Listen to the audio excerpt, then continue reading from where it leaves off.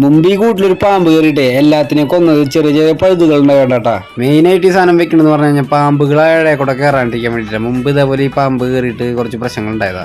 50 രൂപ കൊടുത്തു കഴിഞ്ഞാൽ നമുക്ക് മരം കട്ടിയുള്ള മെഷീനൊക്കെ വാടകയ്ക്ക് എടുത്ത് ചെയ്യാന്നുള്ളൂ. പക്ഷെ അത് അപകടം പിടിച്ച പണിയാ, കരണ്ടും പോവും. ഇതാകുമ്പോൾ നമ്മുടെ ആരോഗ്യത്തിന് നല്ലതാ, പക്ഷെ നാളെ എണീക്കാൻ പറ്റുമോ. പക്ഷെ പണീസ് പണിട്ടാ. ബ്ലേഡ് കുടുങ്ങി, ഐ ആം ട്രാപ്പ്.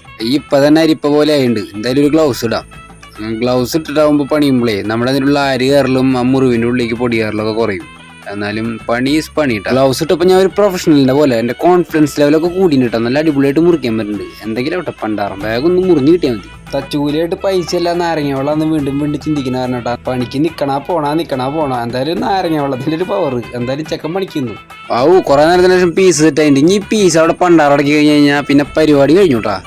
അങ്ങനെ അതോടെ ചാണി അടിച്ചിട്ട് വേണം നമുക്കത് നെറ്റ് കയറ്റാൻ. 1.5 ഇഞ്ചിന്റെ കനങ്ങളുള്ള ആണി അടിക്കുകയാണെന്നുണ്ടെങ്കിൽ പട്ടി നമുക്ക് പൊളിയാണ്ട് അടിക്കാൻ പറ്റൂട്ടാ. അതെന്റെ ഒരു തേറി, ഞാൻ അതുകൊണ്ട് അടിക്കാറ്. ആണി വരെ എടുത്തരാൻ എന്റെ ഹെൽപ്പർ നിൽക്കുന്നില്ല. അപ്പൊ സ്വന്തമായിട്ട് എന്ത് നോക്കാം. ഈ കാലും ഇടക്കിടയ്ക്ക് നോക്കണുണ്ടപ്പോൾ ഞാൻ ശ്രദ്ധിച്ചേട്ടാ. കാലും എവിടെയോ കോറിയിൽ ചെറുതായിട്ട് ഒരു കോറൽ വീണുണ്ട്. കാര്യങ്ങൾ വിശദമായിട്ട് ചോദിച്ചറിഞ്ഞ് വന്നപ്പോഴുണ്ടാ ചെക്കന് ഏതോ ഒരു ആണിയുടെ മൂർച്ച രസിച്ചിട്ടുണ്ട്. കാലിന്റെ മടക്കിൽ ചെറിയൊരു കോറൽ വീണുണ്ട്. അപ്പൊ ആൾക്കത് നീറിയിട്ട് പാടില്ല.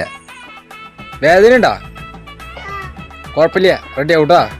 ഞാൻ പറഞ്ഞല്ല ഓടിയിലേക്ക് ഇരുന്ന് അവിടെ തന്നെ കടന്നോ. ചെക്കൻ്റെ കാലും നൈസായിട്ട് പട്ടി കോറിയില് ചോര വരുന്നല്ലത് മരുന്ന് വെച്ചതാ. മരുന്ന് വെച്ച് കെട്ടാണ്ട് ചെക്കൻ പണിയെടുക്കില്ല എന്ന് പറയുന്നത്. ഈ മരുന്നിനൊന്നും എവിടേക്ക് പോകാൻ സ്ഥലമില്ല. ഇതാണ് നമ്മുടെ മരുന്ന്, തുളസി. ഇത്തിരി അരച്ചിട്ട് നീരാ പൊട്ടെടുത്ത് വെച്ച് കഴിഞ്ഞാൽ നാളേക്ക് ഉണങ്ങും. ഞാൻ ഒരു നാട്ടുവൈദ്യന്റെ റോഡിൽ തുളസിയൊക്കെ അരച്ച് അവന്റെ കാലുമേ തേച്ച് എന്നിട്ട് ആ ഒരു തുണി കഷ്ണം കൊണ്ട് നമ്മൾ അവന്റെ കാല് കെട്ടി കൊടുക്കാൻ പോകാം. എന്നാലും ചെക്കൻ പണിയെടുക്കുള്ളൂ എന്ന് പറയുന്നത്. സമാധാനം ബാലവേലയ്ക്ക് കേസ് എടുക്കാൻ ഇഷ്ടം. ഞാൻ പറയുന്നത് കേൾക്ക് നിങ്ങള്. വേനൊന്നുമില്ല പോയി അവിടെ നിന്നാണ് പറയുന്നത്. ചെറുതായിട്ട് കൊണ്ടുവരല്ലോ, അതിന് വേദനയാ.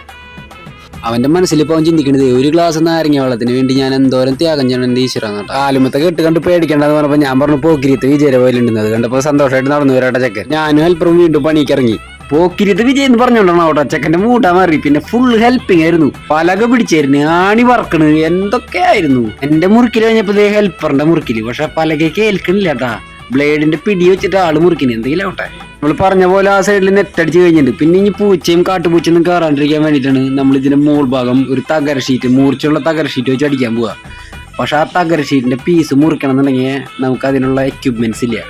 അമ്മയുടെ തയ്ക്കണ കത്തരക്ക് എടുത്ത് വേണം നമുക്ക് വെട്ടാൻ. കുറച്ച് റിസ്ക് ആണ്, പക്ഷെ അത് മുറിയെന്നുള്ള കാര്യത്തിൽ എനിക്ക് സംശയമില്ല. അത്ര കൊണ്ട് തകര വെട്ടിയപ്പോൾ ചെറിയൊരു സീൻ കിട്ടിയിട്ടുണ്ട്. അത് അടുത്ത പാർട്ടിലുണ്ടാവും.